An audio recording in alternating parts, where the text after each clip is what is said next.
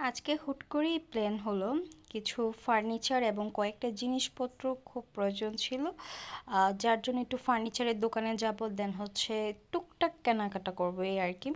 যাই হোক, আমরা এখন চলে গেলাম চট্টগ্রাম, মানে হচ্ছে আমার পাশে, বাড়ির পাশে সময় বা সিঙ্গাপুর সমিতি মার্কেট একটা আছে, তো ওইটাতে গেলাম। ওটা যেয়ে কয়েকটা খাট দেখলাম, তো হচ্ছে মানে হচ্ছে জাস্ট আইডিয়া নিলাম কয়েকটা ফার্নিচারের, অনেকগুলা দোকান করলাম এবং হচ্ছে আপনাদের জন্য ভিডিওগুলো শেয়ার করলাম যেটা আমার কাছে সুন্দর লেগেছে ওগুলার, জাস্ট এ আর কি।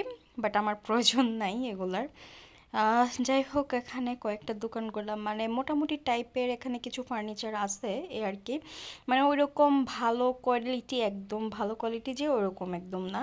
এগুলো হচ্ছে মনে হয় কিবোর্ড দিয়ে জানি মানে তৈরি করা, এমনি যারা হচ্ছে বাসা বাড়িতে থাকে তাদের জন্য এটা হচ্ছে বেস্ট চয়েস হতে হতে পারে এ আর কি।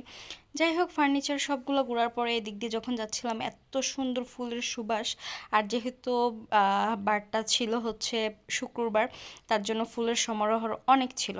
তারপর হাঁটতে হাঁটতে একটু খিদে লেগে গিয়েছিল, এখানে হচ্ছে আমরা বাহিরে প্রচুর স্ট্রিট ফুড ছিল, তো এখান থেকে বাপা পিঠা একদম গরম গরম, শীতের মধ্যে এটা খেলে তো মানে কি বলবো, শীত এটা ছাড়া জমেই না। যাই হোক, বাপা পিঠা খাওয়ার পর হচ্ছে আমি এখান থেকে একটা পাপোশ নিয়েছি, তাই পাপোশের দোকানে ঘুরলাম।